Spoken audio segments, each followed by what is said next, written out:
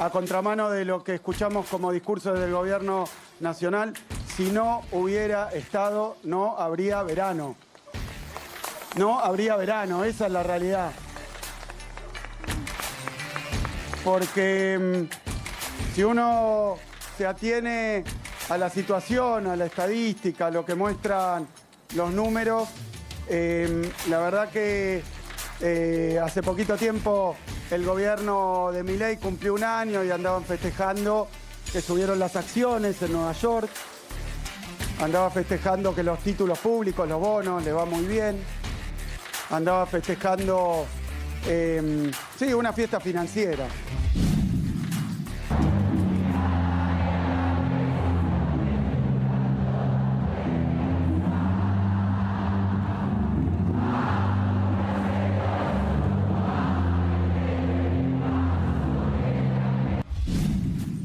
Cuando uno mira el tiempo que llevan los fallos de la Corte Suprema de Justicia, la verdad que es lamentable, ¿no? O sea, que la Corte tenga 15, 20 años un tema para dictar sentencia es un tiempo absolutamente inusual, ¿no? O digamos, que un proceso en la Argentina hasta que obtenga el fallo de la Corte Suprema lleve 20 años, digo, es una cosa increíble. Entonces, no sé si puede funcionar con 3 jueces. Por supuesto que desde el punto de vista del quórum podrá, desde el punto de eficiencia procesal, me cuesta creer que podamos seguir teniendo una corte con 3 miembros, ¿no?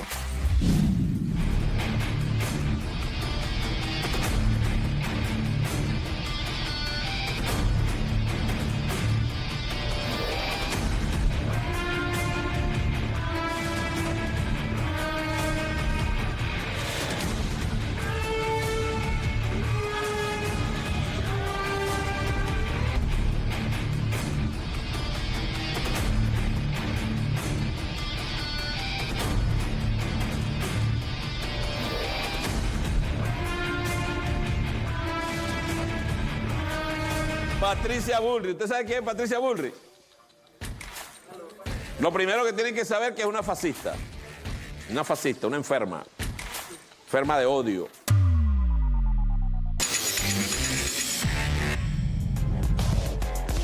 Muy buenas noches a todos, bienvenidos a MMC. Ya estamos en vivo hasta las 21.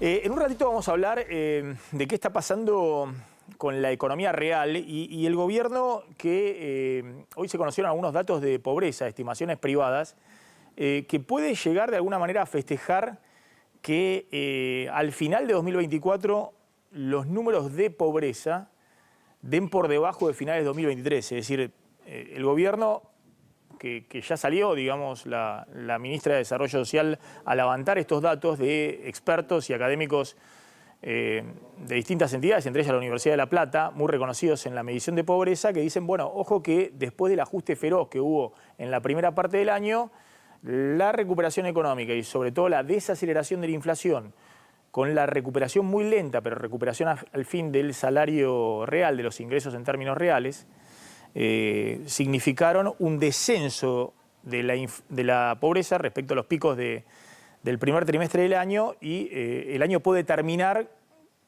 con menos pobreza de lo que fue el final de 2023. El gobierno está mostrando que quiere seguir con el camino de la desinflación como única prioridad del plan económico, porque si eso ocurre y no hay en la Argentina una nueva devaluación, es decir, un nuevo salto del tipo de cambio oficial, bueno, la economía desinfla, es decir, va bajando la inflación y recupera poder de compra, se impulsa el crédito y la economía puede crecer el año que viene efectivamente 5%, después de haber caído alrededor de 3% este año, con un primer semestre del año donde la caída fue del 6-7%, sacándole el efecto campo que creció, y en una segunda parte del año donde ya se ve en el tercer y cuarto trimestre del año la recuperación del nivel de actividad respecto a la primera parte del año. Lo que mostró en las últimas horas el gobierno es que no va a dejar que se mueva el dólar, o que va a hacer todo lo posible para que el dólar no se mueva durante el verano.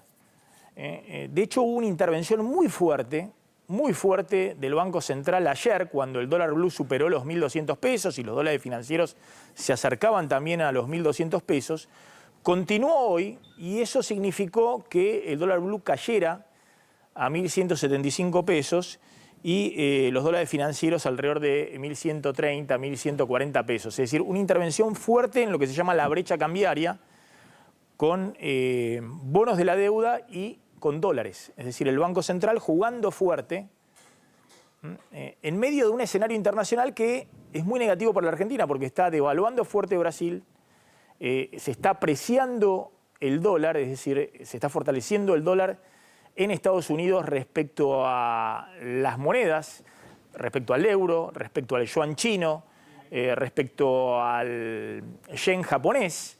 El dólar se fortalece, Brasil está devaluando, es decir, la Argentina se vuelve cada vez más cara en dólares.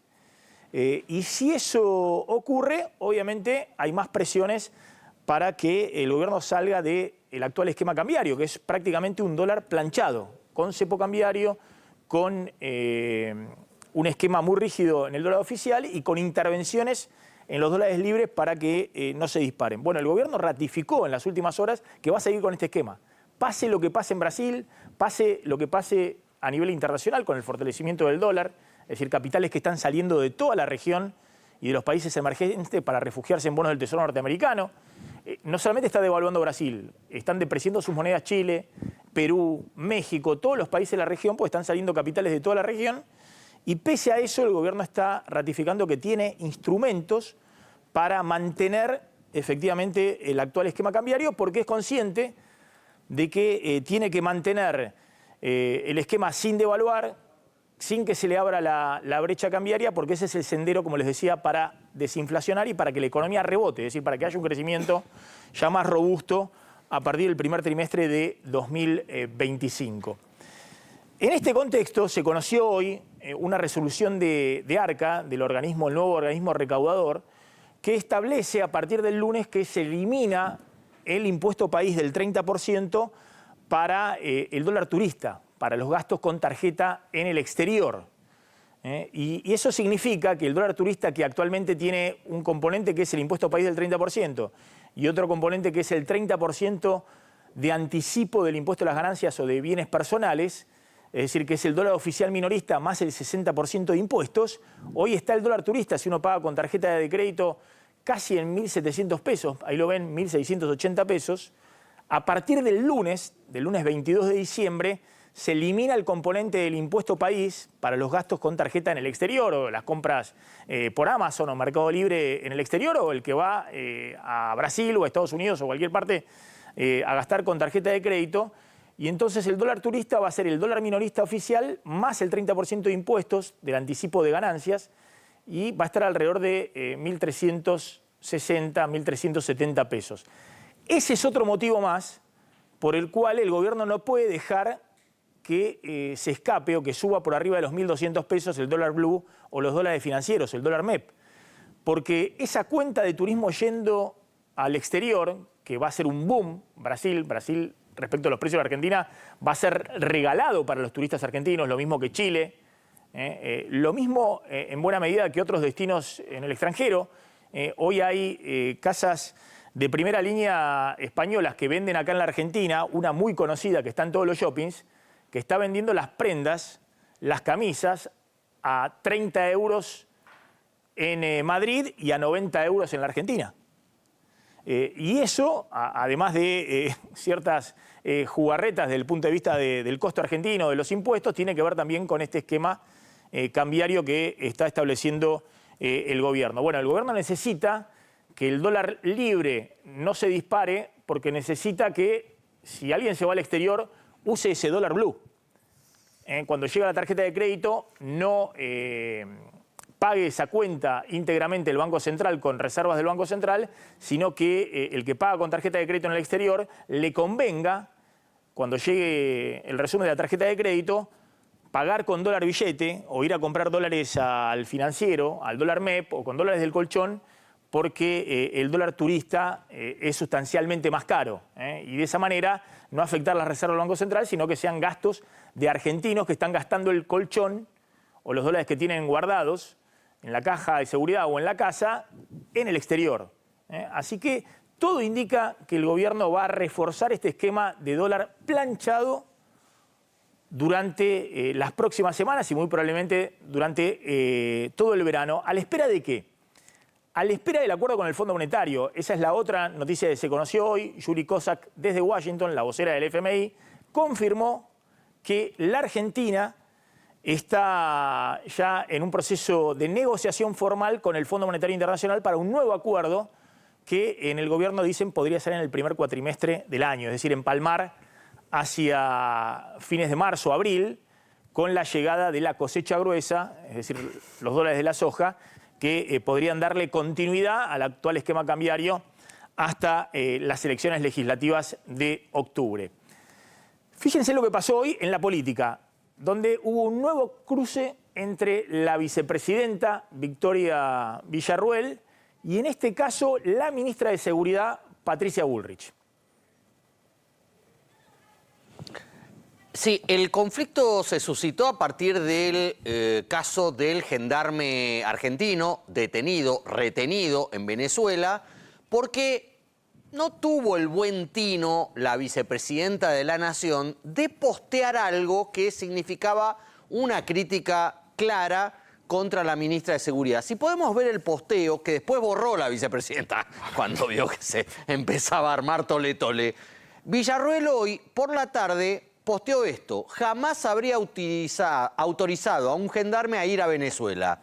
Lo que está ocurriendo es la consecuencia tristemente obvia, pero como no soy del área de seguridad, no opino de las sanciones y acciones que se debieran tomar. Bueno, hablando de que se debieran tomar, la que no tomó a bien este posteo de la vicepresidenta de la Nación, recordemos por si alguien no lo tiene claro, antes de asumir el gobierno, antes del acuerdo que terminó haciendo con Macri, pero sobre todo con Patricia Bullrich, Milei había prometido que el área de seguridad iba a estar, digamos, dependiendo un poco de quién decidiera Victoria Villarruel. Eso finalmente no pasó. Y se están cobrando viejas facturas mutuas ahora, porque la respuesta fue por parte de la ministra de Seguridad, que no es muy diplomática, y dice: señora vicepresidente, resulta vergonzoso que utilice a Nahuel Gallo, el gendarme detenido en Venezuela, para juntar likes y además elimine el tuit cuando la repercusión no es la esperada. Los argentinos ya no toleran la cobardía ni el oportunismo político. Y ahí le empieza a pasar varias facturas, entre ellas la factura que habíamos anticipado acá que iban a suceder, que es que se están haciendo fila en el gobierno para tirarle a Villarruel que los senadores y las senadoras a partir del 1 de enero van a pasar a ganar 9,5 millones porque se termina el congelamiento de sus salarios. Bueno, un capítulo más, ya no con el presidente, ya no con otros funcionarios, sino con la propia ministra de Seguridad, Patricia Bullrich.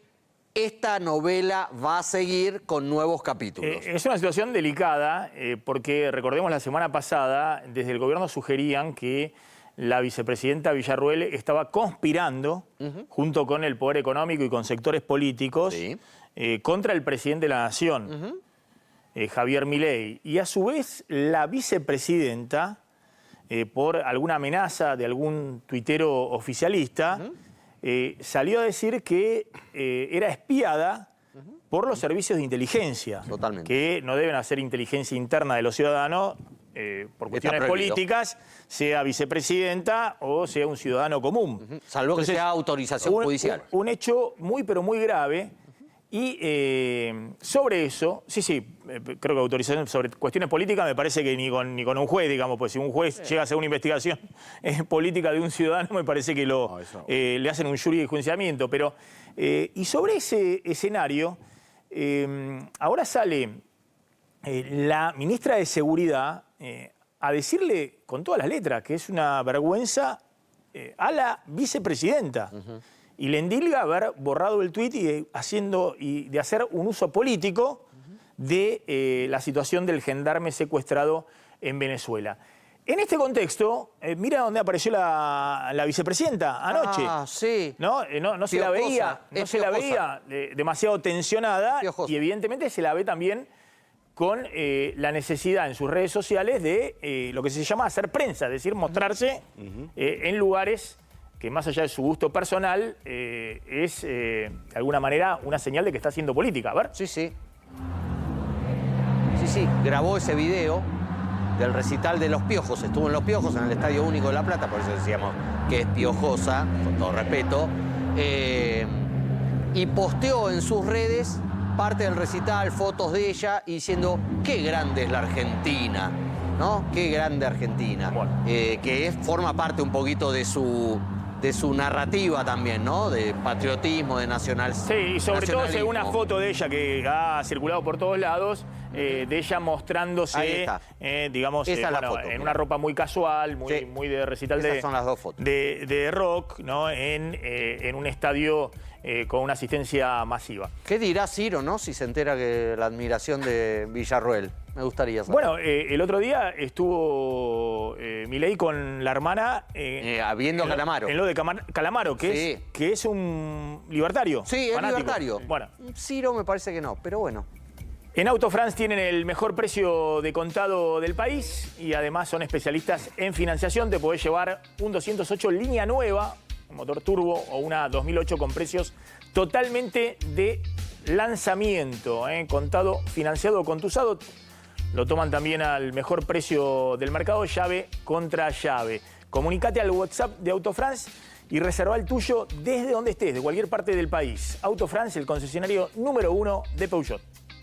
Autofrance, el concesionario número 1 en ventas. Tenemos el precio más bajo del país y mejoramos cualquier presupuesto. Somos expertos en financiación y tomamos tu usado al mejor valor. Llámanos ya al 0810-362-0062 o WhatsApp al 11 34 44 37 58. Autofrance.com.ar. Devin Logistics, una empresa con 25 años de trayectoria en despacho banero y logística internacional, abarcando fletes marítimos, aéreos y terrestres. Te garantizan el mejor precio del mercado en los fletes marítimos y aéreos. Llámalos y comprobalo. Devin Logistics, tus conexiones aseguradas. Devin Logistics, 25 años de trayectoria en despacho aduanero y logística internacional, fletes marítimos, aéreos y terrestres, con conexiones a todo el mundo, normativas cambiarias y aduaneras. Devin Logistics, tus conexiones aseguradas. Somos Casa Saro. Trabajamos con materiales de la mejor calidad. Desde 1986, el mejor socio en obras hasta clientes finales. Somos especialistas con más de 37 años de experiencia. Solicita presupuesto en nuestra web o por WhatsApp 11 65 44 14 32.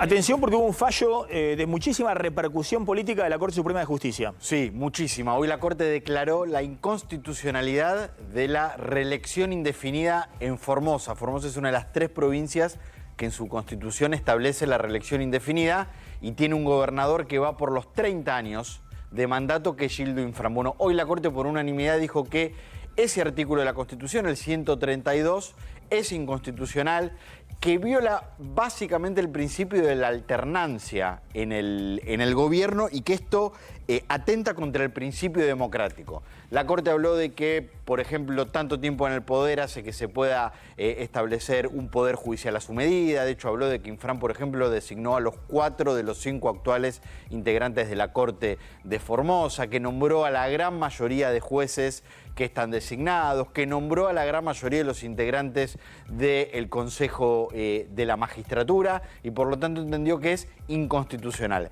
La Corte no dice qué es lo que tiene que hacer Formosa, con qué tipo de periodicidad tienen que establecer los mandatos. La Corte habla que la Constitución Nacional fija 2 periodos consecutivos como máximo, pero no dice qué es lo que tiene que hacer Formosa, que de hecho ahora tiene que reformar su Constitución, que de hecho ya hay un proceso de reforma.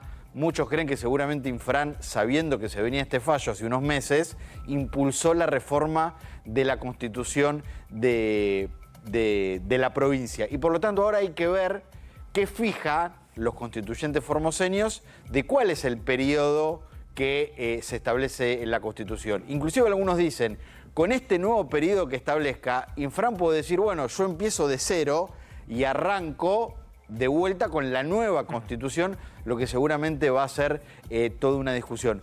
De hecho, el voto de uno de los jueces, de Carlos Rosenkrantz, dice que ya directamente este mandato de Infran es inconstitucional, que es ilegítimo.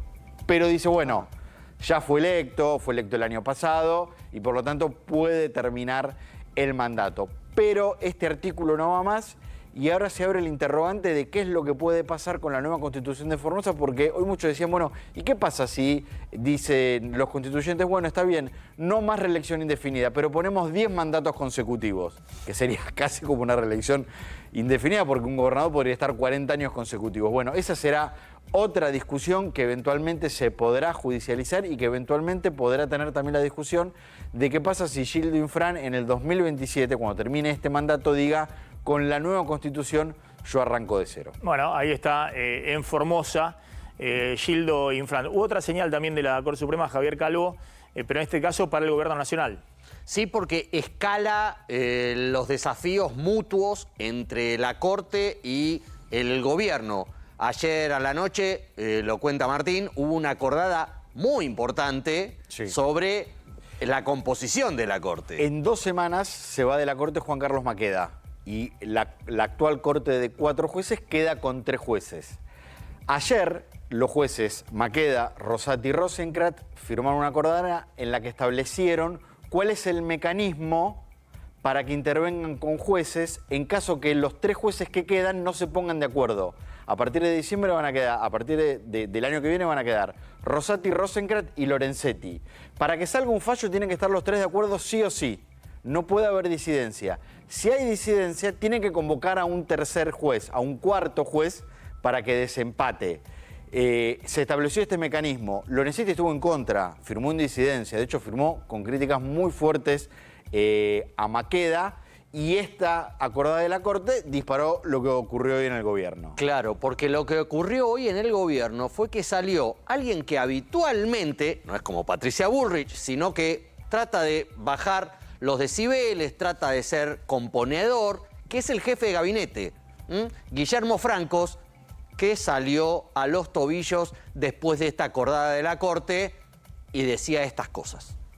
Cuando uno mira el tiempo y que llevan los fallos de la Corte Suprema de Justicia, la verdad que es lamentable, ¿no? O sea, que la Corte tenga 15, 20 años un tema para dictar sentencia es un tiempo absolutamente inusual, ¿no? O digamos, que un proceso en la Argentina hasta que obtenga el fallo de la Corte Suprema lleve 20 años, digo, es una cosa increíble. Entonces, no sé si puede funcionar con 3 jueces. Por supuesto que desde el punto de vista del quórum podrá, desde el punto de eficiencia procesal, me cuesta creer que podamos seguir teniendo una Corte con 3 miembros, ¿no?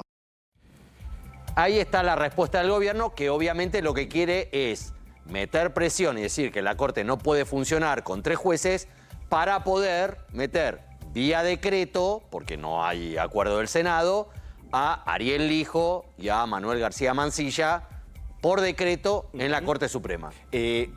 Algún ítem de lo que dijo Franco. La Corte no tarda 15 o 20 años en resolver. Eso es lo que puede durar las causas.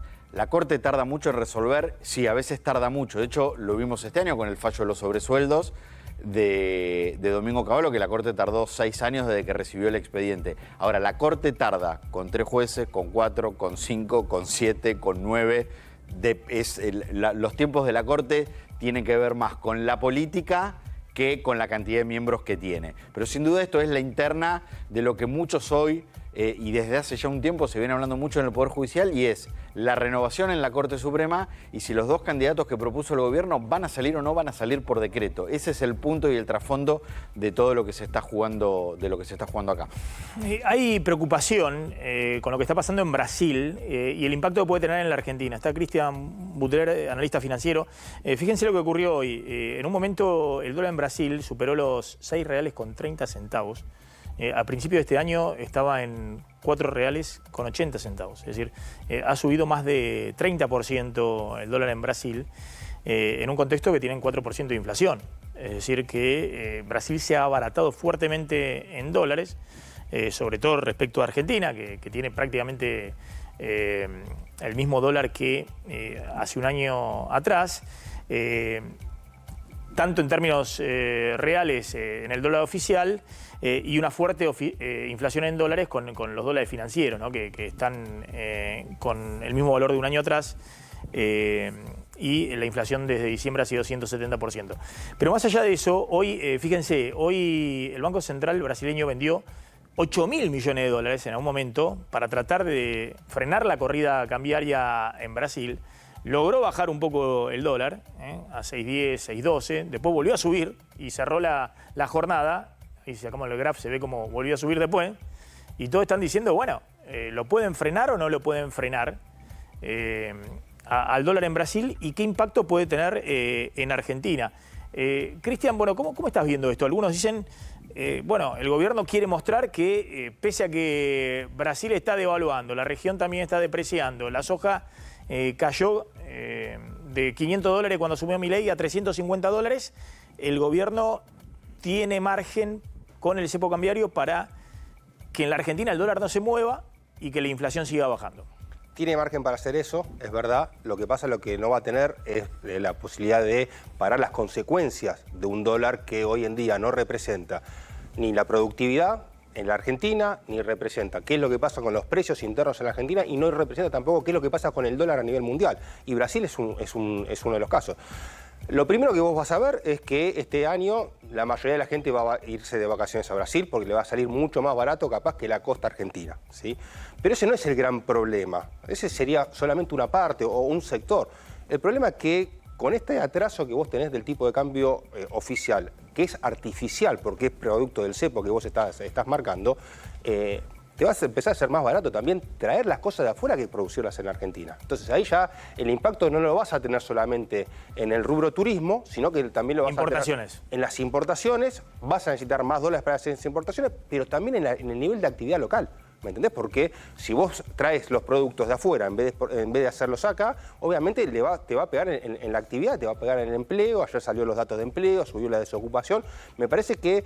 Subió respecto a un año atrás, pero sí, mejoró respecto al primero y segundo trimestre de este año. Al trimestre anterior, sí, pero está bien, pero hay una estacionalidad que vos tenés que marcar, entonces tenemos que mirar sobre el año anterior.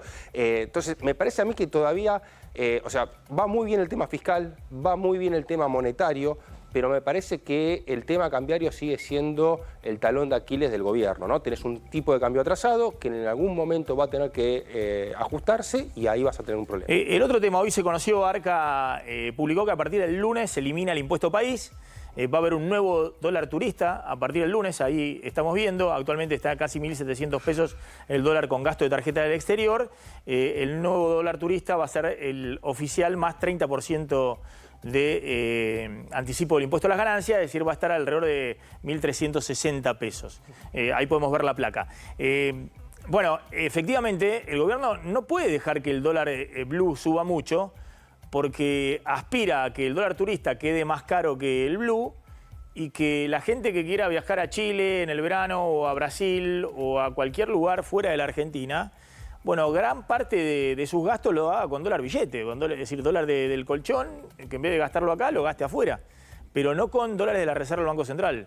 Igual usa los dólares de la Reserva del Banco Central. Sí. ¿Por qué usa dólares? Porque la mayoría de la gente hoy consume los dólares, compra los dólares en el MEP, y el Banco Central vende dólares en el MEP.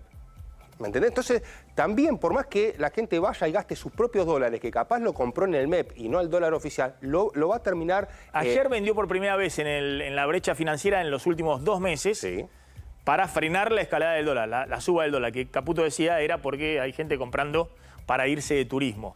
Pero desde principios de noviembre no estaba vendiendo ahí en la brecha cambiaria. En esa brecha cambiaria no estaba vendiendo, le vendía al gobierno para pagar. O sea, ¿por qué vende también? Porque retira pesos y mantiene la base monetaria amplia, fija, que fue uno de los compromisos que tomó una regla monetaria que implicó a partir de junio de este año. Ahora bien, yo lo que te digo es, ojo con, primero, el impuesto país no lo eliminan, vence, que es distinto. Se cae, sí. Se cae, vence.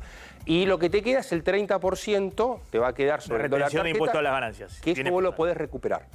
Entonces, ahí el impacto incluso no va a ser lo mismo que antes. Vos antes el impuesto país lo perdías directamente. Podías recuperar nada más que la mitad. Hoy en día, alguna gente ¿sí? Por una cuestión de comodidad, y si los dólares Sí, si hay poca financieros- inflación, además, si vos pagás en ese dólar de 1.366 pesos, que es pagar en peso con la tarjeta de crédito cuando llega el resumen de un gasto en el exterior o una compra en Amazon o Mercado Libre, después ese 30% lo recuperás si sos asalariado en 2025 a lo largo del año, si sos autónomo en la declaración jurada de ganancia hacia abril, mayo, junio. O sea, que si te sube un poco los dólares financieros, ¿sí? Y tenés una baja inflación, que suponemos que el año que viene vamos a mantener la... Por ahí la conviene inflación, usar el dólar tarjeta. ya no va a ser tan costoso usar el dólar tarjeta, ¿me entendés? O sea, se te van a unir ambas curvas y vas a tener un problema también por ese lado. Yo creo que este año el gobierno va a perder una buena cantidad de dólares por el tema turismo. GWM, un nuevo concepto en SUV. La Haval H6 es la síntesis de lujo, modernidad y estilo. Ingresá a gwm.com.ar y descubrí más. Mirá. H6. Explorala. La calidad de un buen aceite está en la naturaleza que lo contiene. Kroll es aceite de canola virgen, rico en omega 3 y el más bajo en grasas saturadas. Por eso, ayuda a reducir el colesterol. Kroll, sabor a vida. Probalo. ¿Cansado de la humedad de cimientos en tu casa? En Sivaco tenemos la solución. Nuestro equipo electrónico antihumedad de cimientos, sin obras costosas ni complicadas. WhatsApp 114-997-3434. Envíos sin cargo. Más de 10 años de garantía. Ingresá a sivaco.com/antihumedad. Sivaco va, la humedad se va. Atención, hay también una noticia importante en la justicia que ordena la indagatoria del ex jefe montonero Mario Firmenich. Sí, por un hecho ocurrido en julio del 76, el atentado al comedor de la Superintendencia Federal de la Policía, donde fue un atentado de montoneros, que Montoneros en su momento se adjudicó. Hoy la Cámara Federal de Comodoro Pi revocó un fallo que había considerado el hecho prescripto, porque había pasado el tiempo que la ley establece para poder investigarlo, y la Cámara Federal habló de que se trata de un caso de grave violación a los derechos humanos y que tiene que ser investigado. No habló de que son hechos de lesa humanidad, pero lo enmarca en que el Estado nunca lo investigó, que el Estado nunca le dio una respuesta a las víctimas y por lo tanto, desde ese punto de vista, tiene que ser investigado. Y lo que la Cámara Federal dice es que, a su criterio, al haber sido Montoneros quien se adjudicó el atentado, quien entonces era uno de sus jefes, Mario Firmenich, tiene que ser citado a indagatoria. La Cámara también habla de que se tiene que citar a las víctimas que todavía estén vivas para que declaren como testigos, y le da a la jueza que tiene la causa, la jueza María Servini, una serie de pautas para seguir en la investigación. Yo no sé si en lo inmediato Mario Firmenich va a ser citado a indagatoria. Él vive en España. Esta es la segunda vez que la Cámara ordena seguir investigando el caso. En su momento la jueza Servini ya había dicho que estos hechos están prescriptos. De hecho, hay fallos de tribunales superiores que dicen lo mismo. Por lo tanto, es muy probable que esto vaya a otras instancias judiciales. Y yo no sé si la indagatoria de Firmenich va a ser inmediata. Pero hoy hay un tribunal que dice, uno de los pocos que lo ha hecho en los últimos años en la Argentina, en su momento también hubo un fallo en Rosario, que dice que los hechos cometidos por la guerrilla en los 70 sí tienen que ser investigados, y esto es lo que hoy resuelve la Cámara Federal, haciendo especial hincapié en Firmenich, sobre quien dicen que ya hay elementos suficientes para que dé explicaciones en la justicia. Vamos a ir a una tanda. Cuando volvamos vamos a discutir un poquito con Cristian Buteler sobre los datos de pobreza que quiere mostrar el gobierno para fin de año. Es decir, quiere mostrar que este año va a terminar con menos pobreza de la que terminó 2023. Y vamos a discutir qué es lo que tiene que hacer el gobierno de acá a octubre del año 2025 para que la pobreza siga bajando. Es decir, para que no haya un nuevo salto en la pobreza. Que es lo único que no debe hacer el gobierno o que tiene que tratar de evitar para que ese sendero de baja de la pobreza continúe de acá a la elección del año que viene. Tanda y ya volvemos.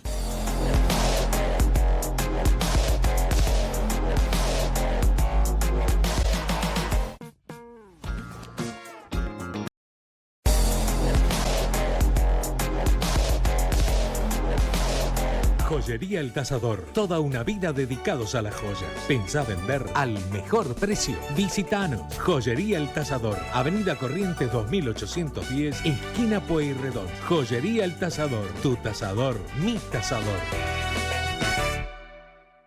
La calidad de un buen aceite está en la naturaleza que lo contiene. Kroll es aceite de canola virgen, rico en omega 3 y el más bajo en grasas saturadas. Por eso, ayuda a reducir el colesterol. Kroll, sabor a vida. Probalo. Yo tenía mucho miedo de cómo iba a quedar. Hoy ya no me desinhibió total. Volví a ser como era antes en todo aspecto. Confieso que he dicho alguna vez, ¿por qué no vine antes? Hola, mi nombre es Pablo. Ya hace un año que Capilea me devolvió mi pelo. La vida se trata de cambiar. Aunque sea un pequeño cambio, va a terminar siendo un gran cambio. Ojalá nunca dejes de cambiar. Desde Avalian queremos invitarte a que te animes a cambiar, sabiendo que estamos acá cuidándote siempre. Avalian, con vos en cada pequeño gran cambio. Hoy el gobierno tomó unos datos que salieron primero de un investigador de la Universidad de La Plata, muy reconocido en términos de pobreza. Ahí podés ver el tuit de Leonardo Tornaroli, que junto con Martín Rosada y otros especialistas, Leonardo Gasparini, son especialistas en temas de pobreza. Bueno, esa es la planilla del INDEC, la última, de la pobreza, que en el primer semestre mostró 52,9%. Bueno, muestro la anterior. Muestro la del INDEC. El primer semestre el INDEC mostró 52,9% de pobreza, que es un salto respecto al segundo semestre del 2003, que fue 41,7% la pobreza, como cerró el gobierno anterior.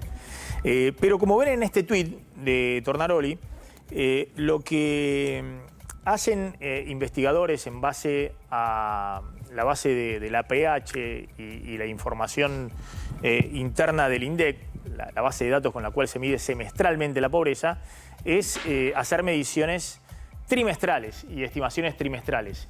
Y el tuit dice, esto va a sonar fuerte y estoy rechequeando porque sorprende. Pobreza en semestre abril-septiembre habría estado por abajo del 45%, caída de 8 puntos respecto a enero-junio. Y en julio-septiembre fue algo así como 38,5%. Si es así, podría cerrar 2024 por debajo de 2023, ¿no?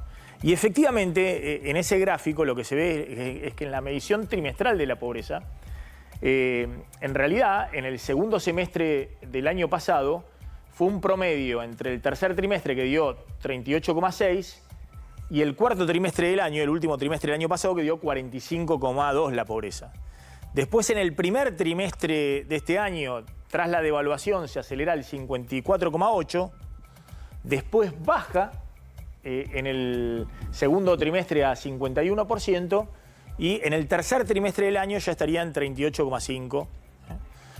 Lo cual indica que muy probablemente en el cuarto trimestre del año también siga bajando la pobreza y pueda estar por debajo del final del año pasado. De esto se tomó la ministra de Desarrollo Humano, Sandra Petovelo, que hizo un tuit y tomó exactamente estos datos. Descenso contundente de la pobreza, cifras que confirman una mejora trascendental. Pobreza estimada en el tercer trimestre, 38,9. Y ahí ven a la derecha, en ese cuadro, lo que les decía, primer trimestre fue el pico, la aceleración, post-devaluación típica, se acelera 25% en diciembre, 20% en enero, 11% en febrero, la inflación se dispara al 54,8% la pobreza. En el segundo trimestre ya empieza a desacelerarse porque empiezan lentamente a recuperar los salarios y a descender la inflación. Y recordemos que la medición de pobreza es una canasta de pobreza medida respecto a los ingresos, tanto ingresos formales como informales. Y en el tercer trimestre del año ya estaría en 38,9% y es probable que en el cuarto trimestre esté un poco por debajo de eso. Bueno, yo decía, ¿qué es lo que necesita el gobierno, por lo menos en el corto plazo? Después, obviamente, entra a jugar también el empleo, pero no ha habido una caída de empleo acorde con la recesión que hubo en el primer semestre. Fue una caída que si se quiere fue menor que otras recesiones, por ejemplo, mucho menor que la caída del empleo en el 2018-2019, en el final del gobierno de Macri. Bueno, lo que necesita es no devaluar. Es decir, el gobierno necesita mantener el actual esquema de desaceleración de la inflación, dólar estable y que los ingresos lentamente recuperen frente a la inflación. ¿Coincidís con esa apreciación? Que el gobierno de acá a octubre de las elecciones, lo único que no puede hacer para, si quiere seguir bajando la inflación y que los números estos de pobreza sigan lentamente bajando mientras se recupera el salario real, lo único que no puede hacer es que haya un nuevo salto del tipo de cambio? Sí, creo que sí. O sea, creo que hoy está en una encerrona el gobierno, ¿no? Porque dejó atrasar el tipo de cambio, donde ya también le van a tener sus consecuencias en el nivel de actividad y demás, pero también coincido con lo que vos decís. Si vos salís hoy en día de este tipo de cambio atrasado y devalúas, y obviamente la devaluación significa ingresos más bajos en dólares, traslado a precios, salto de la inflación y otra vez esos números los vas a ver empeorar. Entonces, hoy el gobierno está en ese gran problema, ¿no? O sea, ¿cómo hago? ¿Sigo por este camino y veo cómo administro las consecuencias de manejar un dólar atrasado artificialmente? ¿O empiezo a reconocer de alguna manera, que para mí la única forma que tiene de reconocerlo no es devaluando, sino liberando cada vez más el tipo de cambio? Y, bueno, en ese caso veo cómo administro lo que puede llegar a ser los traslados a precios. En Argentina no es Brasil. Vos recién hablábamos de Brasil. En Brasil el dólar sube y la suba de precios es ínfima. Exactamente. Argentina no. Argentina se traslada casi inmediatamente. ¿Sí? Entonces, me parece que es un gran desafío que tiene el gobierno en adelante y es una encrucijada que veremos cómo la resuelve. Pero es cierto, si vos tocás el tipo de cambio, eso se traslada a precio y el dato de la pobreza vuelve a empeorar. Atención, está Javier Milei en Tucumán. Exactamente. ¿Está visitando a su nuevo aliado, al gobernador Jaldo? No, no está previsto que se junte con Jaldo. Va a recibir un premio, que es lo que le gusta al presidente. Que lo premien, que lo mimen, que lo abracen. No hay mucha gente, pero me cuentan desde Tucumán. ¿En la Fundación Libertad? En la Fundación, no, Fundación Federalismo y Libertad. En Tucumán son muy federales. Va a recibir el premio Alberdi a la valiente defensa de la libertad. Va a hablar. Se está esperando ahí la transmisión por redes, no por cadena nacional. No tiene previsto reunirse con Jaldo, con el gobernador de Tucumán, que según me cuentan tampoco movilizó, digamos, es peronista libertario, pero tampoco salame y no movilizó gente para recibirlo o para que lo viven. Así que no es mucha la gente que hay ahí alrededor de donde se produce el evento y donde va a hablar Milei en minutos, pero viajó a Tucumán, lo que no es habitual, y mañana le toca a Córdoba. Ahí sí lo va a recibir, está previsto que lo reciba y que se reúna con Martín Yarlora, el gobernador de Córdoba. Está recorriendo un poquito, yendo un poquito. Un poquito. Haciendo un recorrido. Sí, poquito. Pero bueno, en general los viajes de él fueron más al exterior que al interior del país. ¿Tenés una última política? Sí. La Unión Cívica Radical acaba de expulsar a 3 de los diputados radicales que se volvieron libertarios o que apoyaron a los libertarios. Se trata, ya te digo, se trata de el tucumano Mariano Campero, varios de ellos en estas fotos, del misionero Martín Arjol y del cordobés Luis Picat.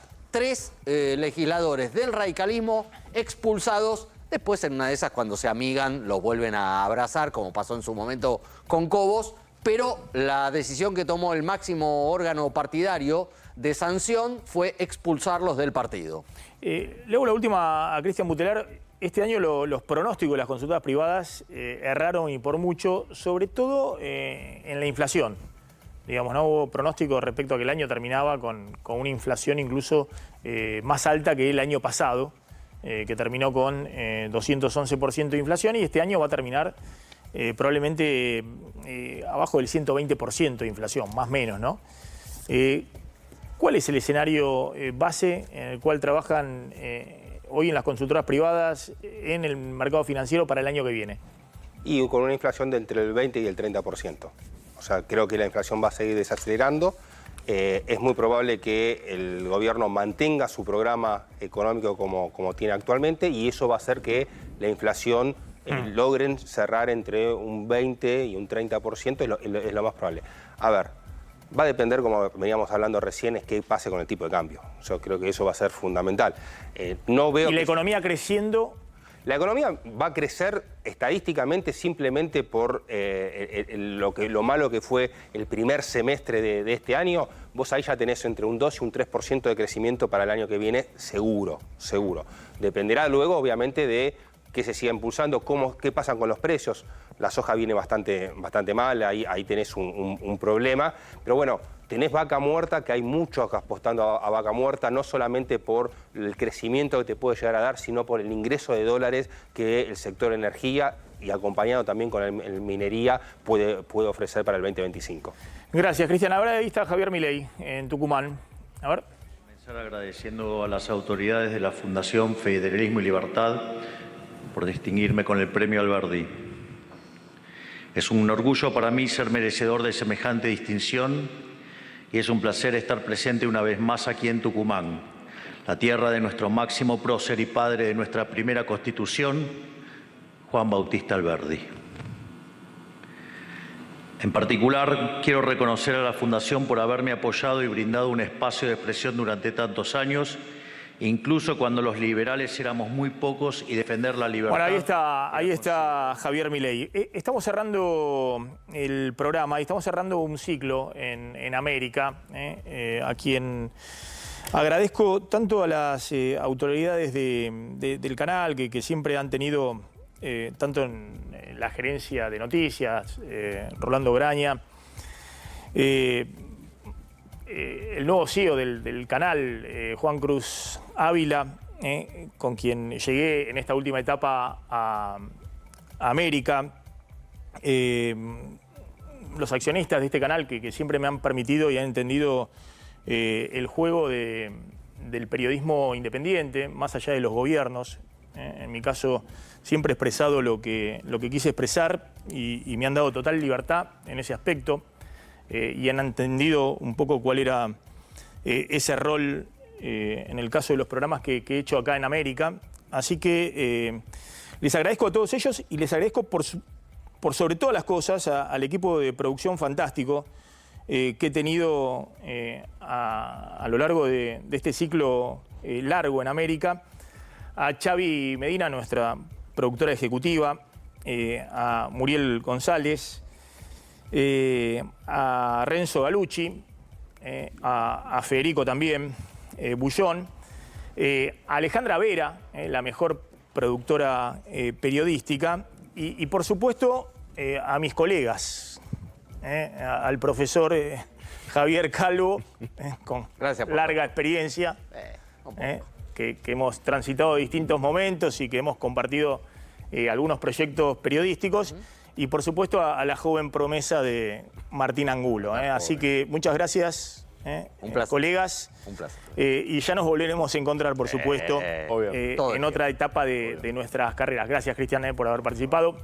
Y gracias a ustedes que nos han acompañado siempre que hemos hecho distintas propuestas en América. Ya nos encontraremos seguramente en otro lugar o en otros lugares. Gracias a todos y se quedan también con un gran equipo periodístico con Pablo Caruso y su equipo. Y gracias de verdad, por la verdad me he sentido siempre en las distintas etapas que he trabajado acá en el Grupo América totalmente a gusto y haciendo lo que sé hacer hace mucho tiempo, que es, además de economía, periodismo. Gracias, chau, chau, pásenla bien. Soportar un montón de mentiras a lo largo de toda la campaña, todo tipo de calumnias, injurias, aprietes, amenazas, pero lo interesante era que cada vez que me hacían una operación, al principio duraba una determinada cantidad de tiempo y la siguiente operación duraba menos y la siguiente menos. y ya, digamos, en el último tramo veíamos que las operaciones de repente duraban, por ejemplo, horas.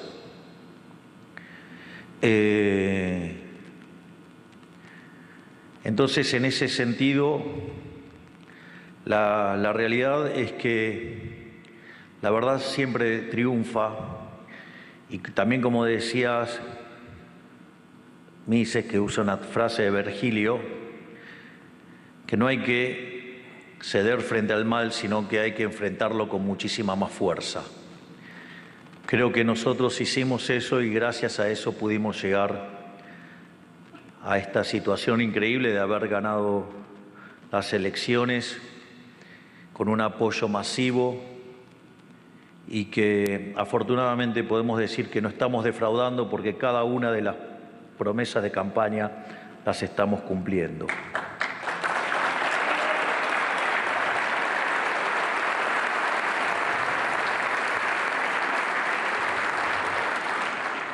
Por eso, una vez en el gobierno, fuimos fieles a estos mismos principios y resistimos embate tras embate de periodistas, políticos y economistas mercenarios que buscan hacernos caer con mentiras. Decían que no pasábamos las PASO, decían que no teníamos estructuras, decían que no íbamos a poder competir, decían que quedábamos tercero, decíamos que habíamos perdido el debate, decían que no íbamos a poder gobernar, decían que ajustar más de un punto del PBI era imposible, que lograr el equilibrio fiscal en el primer año era imposible, que terminar con los piquetes era imposible, que sacar infinidad de privilegios a la casta era imposible. Se cansaron de decir de todo lo que proponíamos era imposible, pero nunca entendieron que con la verdad de nuestro lado, la política no es el arte de lo posible, sino en hacer posible lo imposible, y nosotros lo estamos haciendo.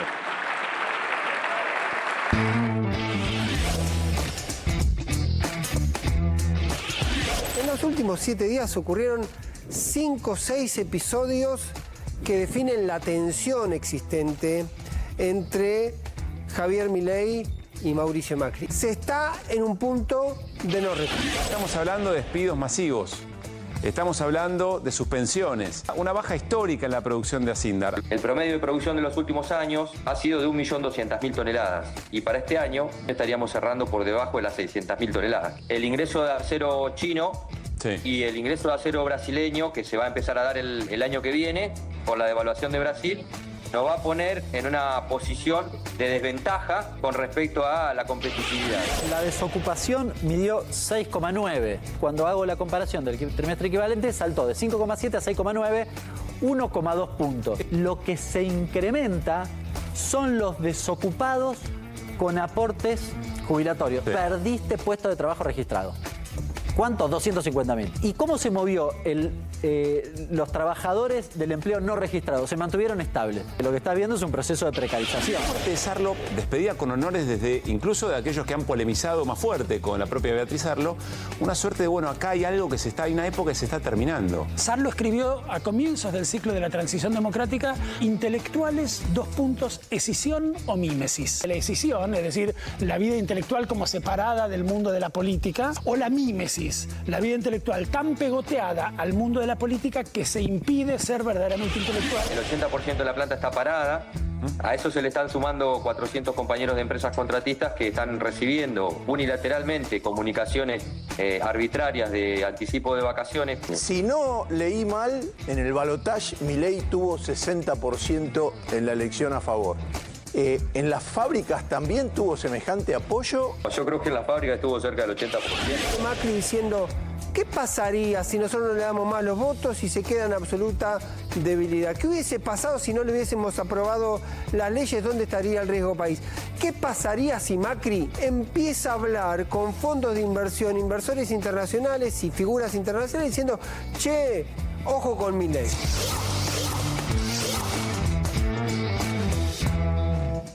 ¿Qué tal? Muy buenas noches. ¿Cómo andan? Bienvenidas, bienvenidos a QR. Bueno, está hablando el presidente de la Nación, Javier Milei, en Tucumán. La Fundación Federalismo y Libertad le está otorgando el premio, le ha otorgado el premio Juan Bautista Alberdi. seguramente va a tener repercusiones. La palabra del presidente en función de varias situaciones que se han dado en las últimas horas. Va a ser interesante conocer la opinión del presidente respecto de esos temas. ¿Cuál, por ejemplo? Bueno, cruces muy fuertes entre la vicepresidenta Victoria Villarruel y la ministra de Seguridad Patricia Bullrich. Hay que decirlo, Victoria Villarruel fue directo al hueso, al ataque contra la ministra de Seguridad Patricia Bullrich respecto del caso del gendarme que está detenido en Venezuela, el gendarme argentino, apellido Gallo, detenido en Venezuela. Sobre esto vamos a hablar también. Se mezclaron algunas informaciones, pero se conoció, insisto, lo vamos a charlar directo desde Venezuela, que en algún momento de este año hubo un intento de negociación por los que están exiliados, los opositores que están, refugiados en la Embajada Argentina en Venezuela, y que tenía como contraparte el salvoconducto de Jorge Glass, ex vicepresidente ecuatoriano que estaba detenido en Ecuador en la Embajada de México, pero también por Milagro Sala, por la libertad de Milagro Sala. Eso no prosperó, la noticia hoy se conoció, lo vamos a conversar nuevamente más tarde y vamos a darle el contexto que merece. De lo internacional, o en realidad de política exterior argentina, tensión con Chile, a partir de los dichos del ministro de Economía, Luis Caputo, sobre el presidente Boric, un comunista que va a hundir Chile o que está cerca de hundir Chile. Repercusiones desde Chile nos lo va a contar Martín Granowski en un rato nada más. La Corte Suprema, nosotros jugamos con la idea de que se despertó Jorge cuando hablamos del dólar. Bueno, se despertó la Corte Suprema. En las últimas semanas muchas definiciones, muchas decisiones trascendentes, por ejemplo, procesos penales que tiene la expresidenta Cristina Fernández de Kirchner, pero también decisiones, por ejemplo, respecto de la constitucionalidad o no de la reelección indefinida en Formosa, de Gildo Infran, pero también sobre si la Corte puede trabajar con 3 miembros o no.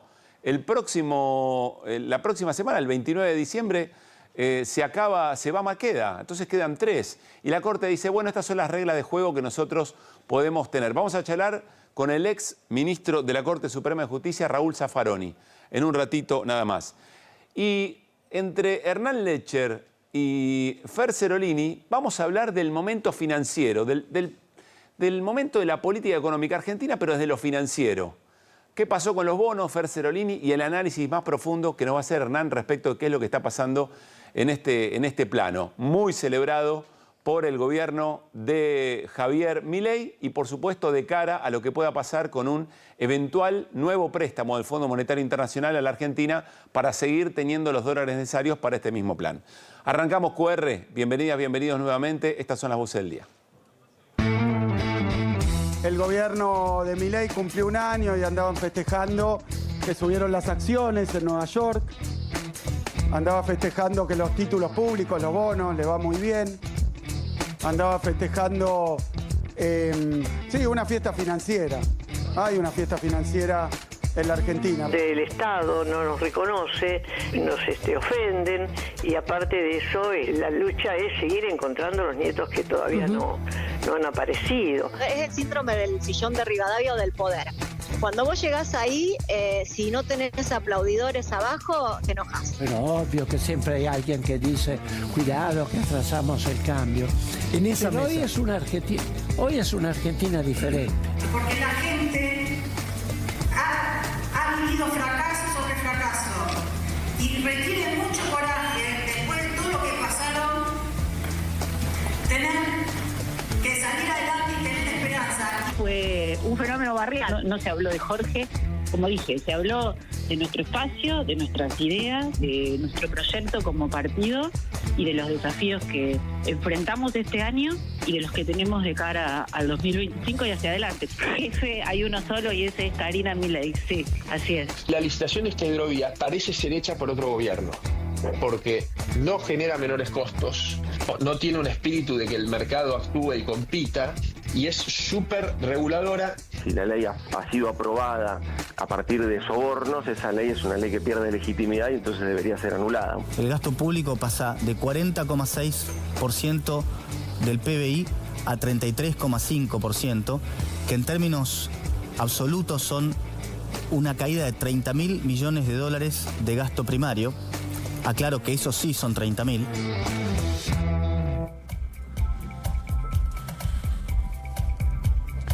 Muy buenas noches al equipo de QR. ¿Qué tal Martín Granowski, Fer Cerolini, hola Hernán Lecher? ¿Cómo están? ¿Qué tal? ¿Cómo va? Mucho por agregar sobre lo de Bogiano. No sé si hay.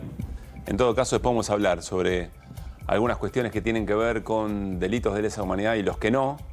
Pero bueno, llama la atención la necesidad constante de provocar con esa cuestión, ¿no?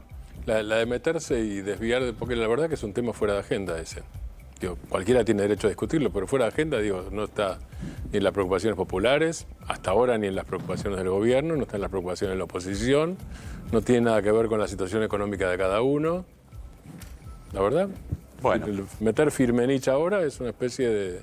A ver, te tiro un señuelo a ver si prende. Me parece que es eso. Sí, vinculado por eso en todo caso, a lo de Bogiano de recién. Bueno, interesantes las voces. Jefe hay uno solo, es Karina Milei. Karina Milei ayer en el Teatro Gran Rivadavia, allí en el barrio de Floresta. Toda la escena que ayer nos contó Pablo Ibáñez respecto de la tensión entre Milei y Mauricio Macri. Recién estábamos conversando también con otros colegas del propio canal. Parecen llevar la situación directamente hacia la necesidad de una candidatura del propio Mauricio Macri en las elecciones del 2025. Veremos qué decisiones se toman y si se lleva a cabo el desdoblamiento. Es decir, que por un lado se elijan autoridades en la Ciudad de Buenos Aires, desenganchar de lo que pueda pasar a nivel nacional, y después en las elecciones nacionales aparezca allí esa figura y cómo se va a conducir la relación, ¿no?, entre la Libertad Avanza y el PRO, sobre todo en su base electoral. Ahora, perdón, Pablo, si sí. pasa eso, digo, yo no quiero hacer futurología, pero los escenarios son los escenarios. Si van fracturados y si es, supongamos, Macri versus, no sé si Adorni, versus Macri versus Karina Milei. Estoy tirando no porque lo sepa, sino como vía de hipótesis. Primero o segundo puede salir el peronismo o la Unión por la Patria. Si van divididos. Y sí. Bueno, lo mismo en la provincia de Buenos Aires. De hecho, parte de los acuerdos que quería hacer la Libertad Avanza y el PRO en la Ciudad de Buenos Aires tenía que ver con un acuerdo también en la provincia de Buenos Aires para no entregarle en bandeja, en todo caso, un escenario de división de la representación de la derecha o del conservadurismo en la Argentina. La vicepresidenta Victoria Villarruel, la novela es extraordinaria. Fue a ver a Los Piojos, que volvieron, y no se lo quería perder y está muy bien. Hizo todo lo posible la vicepresidenta por hacernos saber que estaba efectivamente allí. Es decir, no solamente sacarse el gusto de ver el reencuentro de Los Piojos, sino también eso como parte de algún tipo de empatía con algún sector. Es decir, pensando, como dice Fer Cerolini, pensando Victoria Villarruel en tratar de generar un espacio y tratar de generar adhesiones. En medio de esas fotografías publicadas en la red social X, hay un integrante del equipo de patrullaje digital del gobierno que le hace una pregunta vinculada al caso del gendarme detenido en Venezuela. Vean la respuesta de la vicepresidenta Victoria Villarruel. Le preguntan, bueno, qué pensaba sobre el tema ya que ella ama tanto a las Fuerzas Armadas y a las Fuerzas de Seguridad. Y dice Victoria Villarruel, jamás habría autorizado a un gendarme ir a Venezuela. Lo que está ocurriendo es la consecuencia tristemente obvia, pero como no soy del área de seguridad, no opino de las sanciones y acciones que se debieran tomar. Saludos. Bueno, por supuesto esto, Victoria Villarruel sabía a quién le estaba contestando. Sabía que le estaba contestando a alguien que está muy cercano a ese equipo digital del propio gobierno. Eso se empezó a viralizar, la respuesta de Victoria Villarruel le va directo a la ministra de Seguridad, Patricia Bullrich, que recordemos, antes de ver la respuesta de Bullrich, que originalmente el compromiso que tenían Javier Milei y Victoria Villarruel es que las áreas de seguridad, no lo sé, pero defensa seguro, iban para Villarruel. Aunque de inteligencia en algún momento. También de inteligencia. Sí. Bueno, finalmente fue para la fórmula del PRO. Patricia Bullrich y Luis Petri. Vean lo que contestó Patricia Bullrich. Obvio que iba a contestar. Aquí lo compartimos. Señora vicepresidente, resulta vergonzoso que utilice a Nahuel Gallo para juntar likes y además elimine el tuit cuando la repercusión no es la esperada. Borró el tuit la vicepresidenta. Los argentinos ya no toleran la cobardía ni el oportunismo político. Fuerte al medio en el primer párrafo. Es claro que usted habla con total desconocimiento de los canales y mecanismos administrativos que rigen en el marco de la Gendarmería Nacional. La autorización es a través de la Dirección de Personal. Por eso le solicito que antes de emitir declaraciones la próxima vez se informe. Es decir, no tengo nada que ver con lo que pasó con el gendarme Gallo. Por último, si quiere servir a la patria, como Argentina le pido se ocupe de frenar el descabellado inminente aumento de sueldos en el Senado de la Nación. La ciudadanía está haciendo un esfuerzo heroico para superar la crisis heredada. No merece financiar dietas de 9,5 millones de pesos para ningún legislador. Bueno, le contesta con todo Patricia Bullrich. Y obviamente que yo acá lo que observo, a ver qué están viendo ustedes, es que Victoria Villarruel también agita la diferenciación. Y sabe que del otro lado vuelve fuerte. Bueno, vuelve tan fuerte que ratifica la idea, insistimos, lo comentamos aquí, desde el cruce respecto de la expulsión de Cuéllar, que no hay intención del gobierno de pedirle la renuncia ni nada que se le parezca, sino dejarla pintada, es decir, neutralizarla por completo en el gobierno. Algo que dice Victoria Villarruel, lo voy a usar lo más que pueda para tratar de construir capital político, ¿no? Eso sí, parece claro. Porque además, como los vicepresidentes no tienen función ejecutiva, en realidad si la dejás pintada y tiene la posibilidad de armar políticamente más las redes sociales, no le molesta estar pintada. Claro, por ahora... Sí, tiene espacio. Después puede salvo que encuentre en el gobierno algún elemento convincente, claro, digamos, para tomar una decisión. Persuasivo, decís vos, claro. No sé cuándo cambia para el fondo de la cuestión, porque la preocupación es si arma o no arma, o si es candidata de algo. Claro, exactamente. Porque finalmente esa es la discusión. Tal cual. A ver, este tuit se produce una semana después, menos creo, de aquel otro donde Villarruel decía, no voy a hacer nada, ¿se acuerdan? Así es. No, yo soy... ¿Se acuerda, presidente, cuando estábamos juntos? Llegamos juntos y seguiremos juntos, ¿no? Es eso, exactamente. No, éramos Don Quijote y Sancho Panza contra los molinos de viento, nostálgico, ¿no? El recuerdo de Villarruel.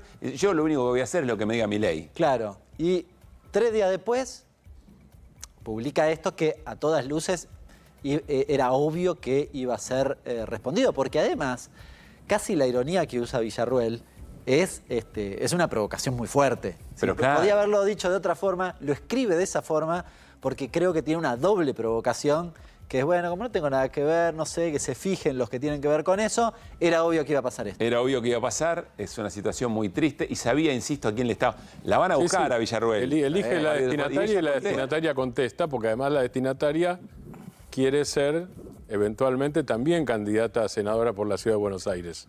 Patricia Bullrich. Bueno, también agregamos claro, de paso, a su vez, hacia adentro de ese propio armado que parece homogéneo, también hay diferencias porque las discusiones respecto de las listas y respecto de los lugares de poder están en todos los partidos, en todos los espacios. Algunas se conocen más, otras menos. No, a mí me llama la atención igual lo de Villarruel con lo de los piojos. Volvería paso para atrás. Sí. Porque es un grupo que ha tocado con las abuelas, para las abuelas de Plaza de Mayo, las madres de Plaza de Mayo. Es raro, porque, digo, Milei fue hace poco a ver a Calamaro, pero Calamaro está en la etapa esa, viste, de joven soy combativo, no sé yo, y de viejito te pone de derecha. Bueno, Calamaro está cumpliendo a full.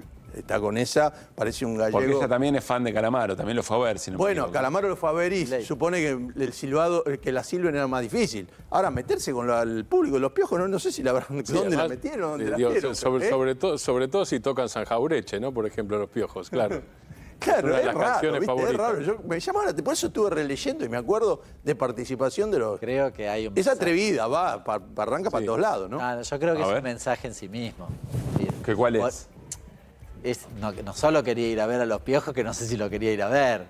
El mensaje es, yo puedo dialogar con otros actores. Porque además, el perfil de Villarruel es un perfil en el que fomenta el nacionalismo. Entonces me parece que por ahí pretende decir, bueno, aquel que se siente nacional, yo estoy. Por la misma razón por la que Moreno en algún momento... Moreno, exactamente. Elogioso. Bueno, pero hay una, inclusive dentro de la línea, inclusive